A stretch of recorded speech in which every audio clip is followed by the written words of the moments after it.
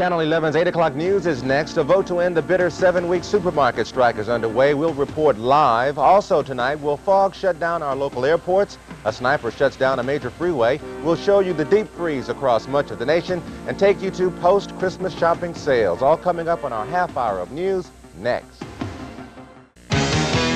This is the 8 o'clock news with Marsha Brandwynne and Jay Scott and the entire Emmy Award-winning Channel 11 news team. Hello, everybody. I'm Tony Cox. Welcome to our 8 o'clock news.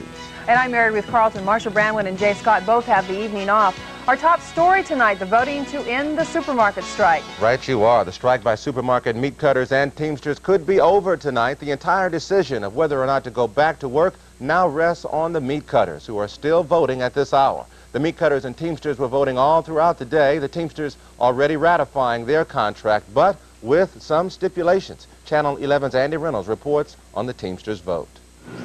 The strike is over for the Teamsters, yes it is. That's the word coming from the Teamsters as a result of the balloting earlier today by the membership. The exact terms of the agreement are not known at this time, but it appears the Food Employers Council may have won a major concession from the Teamsters in the form of a two-tier wage structure.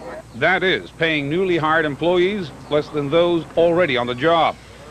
Most of those whom we talked with today approved of the settlement and were happy to get back to work. I didn't like too much anything about the settlement, but I voted yes because I think at this particular time it's the best thing to do. We didn't lose no pay either, so, you know. What do you feel you did lose? Well, we didn't get too much of a cost of living raise, you know. It was worth standing off for, sure it was. Sure it was, because they didn't get what they really wanted, and we didn't, we sort of came between, It was a tough fight, but it was worth standing off for. Well, I'm happy with the settlement. I'll be glad to go back to work. You did vote yes then? I did. The Teamsters are also being told to honor all meat cutter picket lines that may still be up. If there is a meat cutter picket at your place of employment, you expect the line. That's the sentiment which was voiced by many we talked with. If they don't settle, none of us are going back. We'll be out there honoring their lines. Right. Meat cutters continue to vote tonight.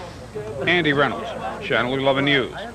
Obviously, as you can tell from that report, all the attention tonight focusing on those meat cutters, and Channel 11's Hal Eisner is standing by right now at the Wilshire Ebell Theater in Hancock Park where the voting is taking place. Hal, what's happening out there? Tony, right now a lot of attention is being focused here at the Wilshire Ebell Theater. If you look off to my side, you'll see members of the largest meat cutters local 421 in Los Angeles, beginning to trickle out of this large hall. They have been voting on their proposed contract. That voting was going on behind closed doors, and the counting of the vote is going on as we speak.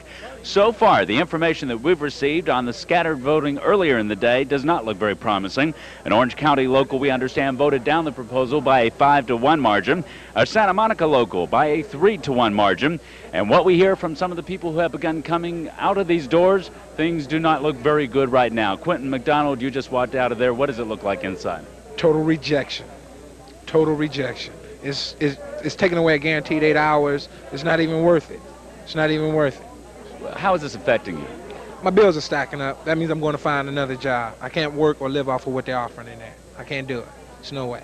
Quentin McDonald, thank you very much. That's some of the mood as people are beginning to trickle out of this large hall where voting has been going on tonight. If, in fact, this local and the rest of the meat cutters locals turn down their contract offer, it certainly would mean a continuation of this already long strike, a strike that some feel has been much too long. Almost since day one, the strike has had repeated incidents of violence, and scores of unhappy strikers have paid the price.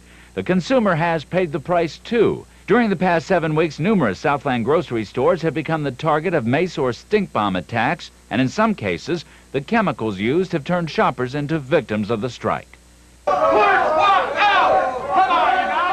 while the violence has been sporadic and for the most part unpredictable, the picketing has been consistent and served as a constant frustration not only for those who own and manage these stores, but also for the many who shop in them. Once again, back here at the Wilshire Ebell Theater, the votes have been cast. The counting is going on, and we'll have the results at 10. Tony? Okay, thank you very much, Hal Eisner. We'll stay on top of that story for you. Meanwhile, the heavy fog that has caused problems for air travelers in the Pacific Northwest made an appearance in the Southland this morning.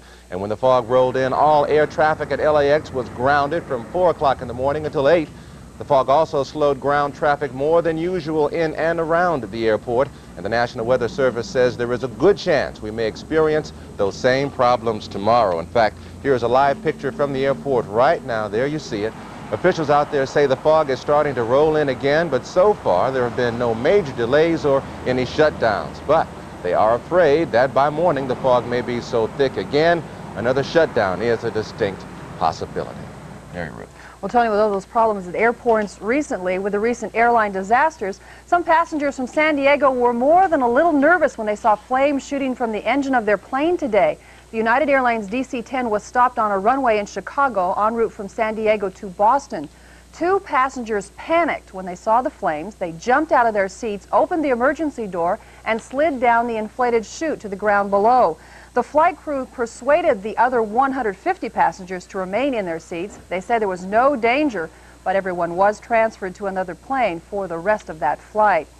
Well, there was some panic this morning on the San Bernardino Freeway when a tanker truck flipped over the side. The truck's cab crashed into a guardrail, trapping the driver and a female passenger inside. The tanker somehow came loose and fell 30 feet to the transition road below. The driver was critically injured, and his passenger is listed in stable condition tonight. Traffic was backed up for most of the day as crews cleaned up 20,000 gallons of crude oil that spilled out onto the roadway. Traffic was also tied up on a section of the Santa Ana Freeway this afternoon when a big rig slammed into a pickup truck. After the crash, the 18-wheeler went through a freeway sound wall and ended up hanging partially over a bridge. Now, the driver was not hurt, but the family in the pickup suffered some minor injuries, and the family's dog was killed in that accident. It took police more than 2 hours to clean up all that wreckage. Tony? Yeah, more trouble on the roadway tonight. Police in San Jose, in fact, are looking for a sniper who fired as many as 100 shots at random near a freeway. The gunman hid in a fog-shrouded field and continued to fire shots, some at police for about 6 hours.